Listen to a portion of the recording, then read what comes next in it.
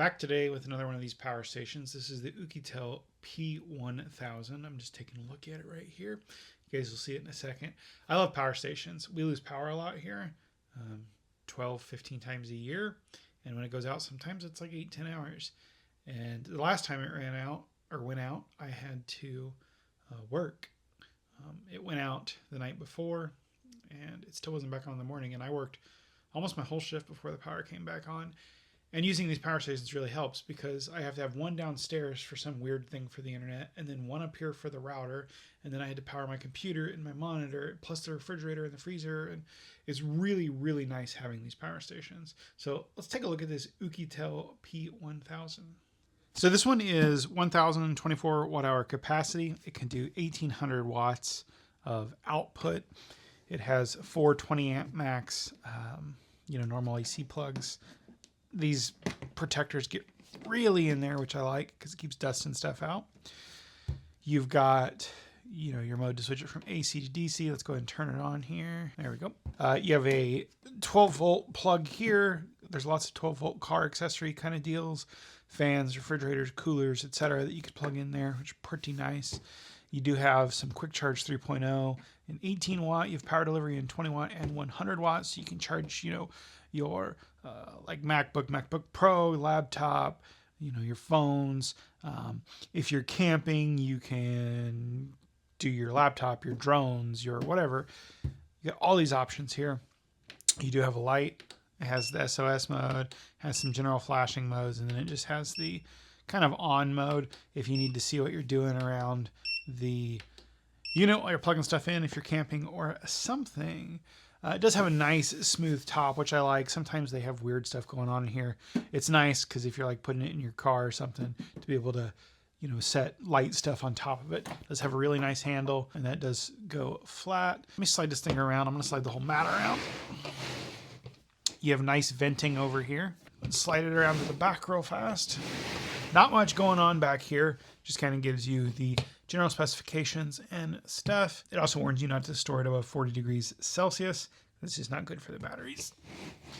It's coming around to the other side. You have this nice little door. You have your AC in. You have a overload protection.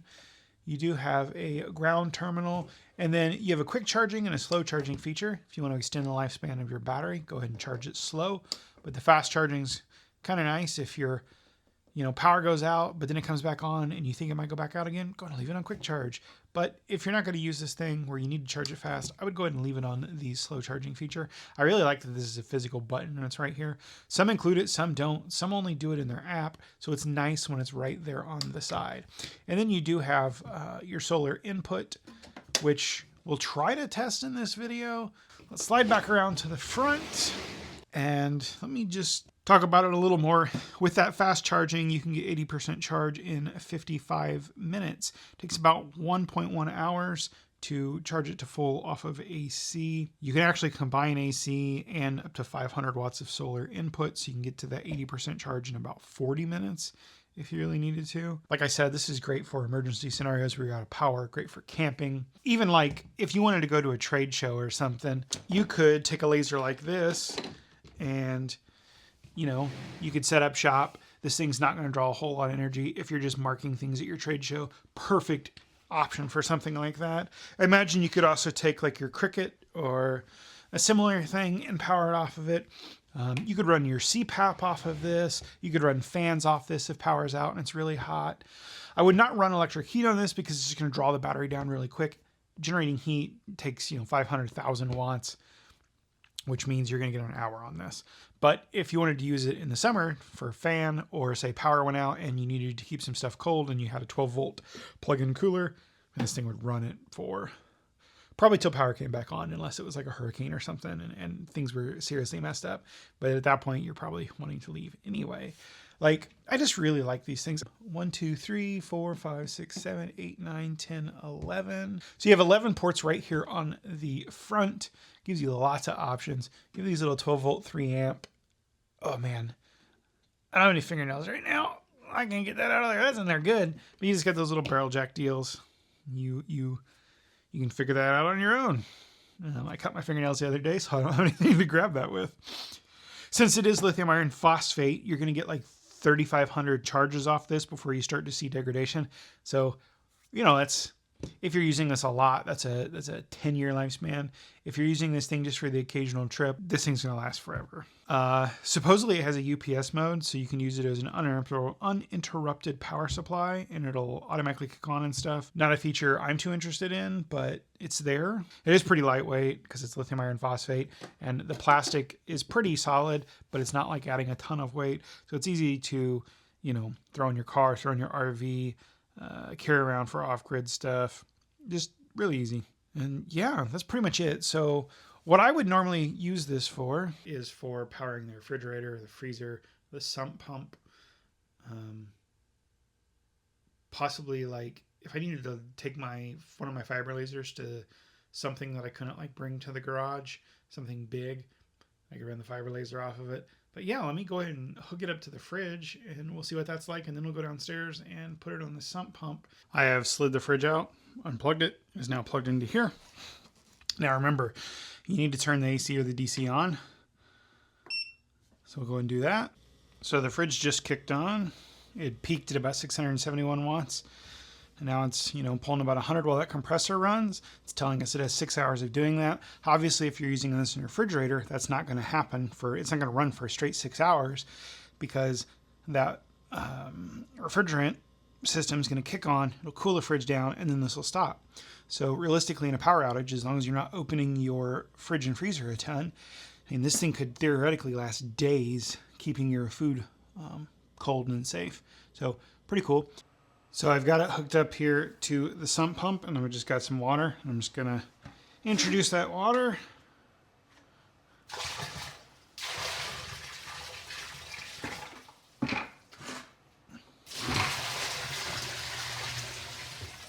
And there the pump is running. It says it's going to run 75 minutes or so, like that.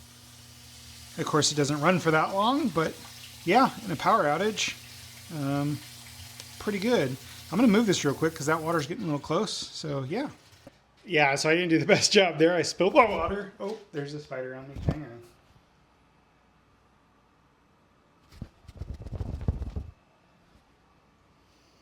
on. You can't make this stuff up. Somehow I picked up a giant spider. A little excitement for the morning. But yeah, I spilled the water on the ground, so it got a little close to the battery. But you get the idea. It'll run that pump just fine. Obviously, keep this thing away from water because it's a battery. It's full of angry pixies, tend to live in batteries. And yeah, so what else? Let's go find something else to test it on. So we have the stand mixer here. Don't mind the spilt flour. I'm just going to plug that in real fast. And yes, I made sure the stove was off before I set this on it. The stand mixer is now plugged in.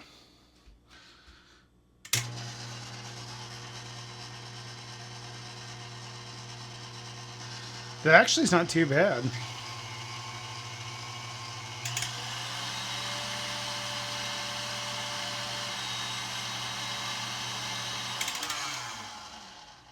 At full blast, I could run that for like 5 hours on that thing. Don't know a situation where I would need to run the stand mixer for 5 hours on this, but I don't know. Maybe you're going camping and you're too lazy to make the biscuits and you want to use the stand mixer. So I'm curious, like, what do you guys use these things for? Camping, emergency backup? Let me know in the comments. I like this one. It's the Oukitel. I can never pronounce these names. I'm pretty terrible. Pretty terrible with even, people's names that I know. Actually, here you go.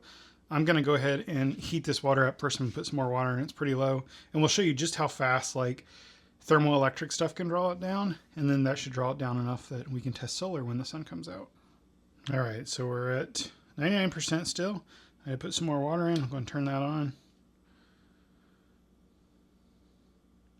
See, that's using almost 1,000, over 1,000 watts. So this could power that electric kettle for less than 1 hour. But again, like you saw how much the refrigerator was using, it was using almost 1/10 of that. So when you're using these things, like, be mindful of that. You don't want to like use an electric cooking appliance or electric heating appliance, but yes, you can plug in your fridge or your chest freezer or your stand mixer or your sump pump, computers, laptops, all that stuff would be fine, but maybe skip the tea while you're doing that. Because yeah, it's drinking it down 1% every, I don't know, 10 seconds, something like that. So I'm just going to let that draw that battery down, cycle it a couple of times, and yeah, that way we can actually charge it on the solar. And yeah. So I've got the solar panels set up here. Let me slide them out of my way a little. So we've got the unit here. It's at about 79%. I'm going to slide this around here, and I'm going to put the solar connector here and plug that in. All right, and there we go. I bypassed the controller on the panels because it was interfering with the controller on this. So good to know. And I've just got it running straight here and in, and we're getting about 146 watts input right now off this panel.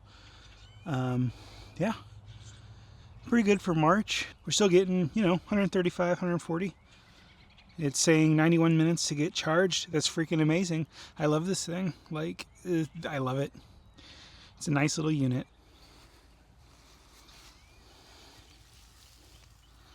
And that's just the Oukitel. I'll have a link to this in the description and sticky comments. I will see you guys in the next video.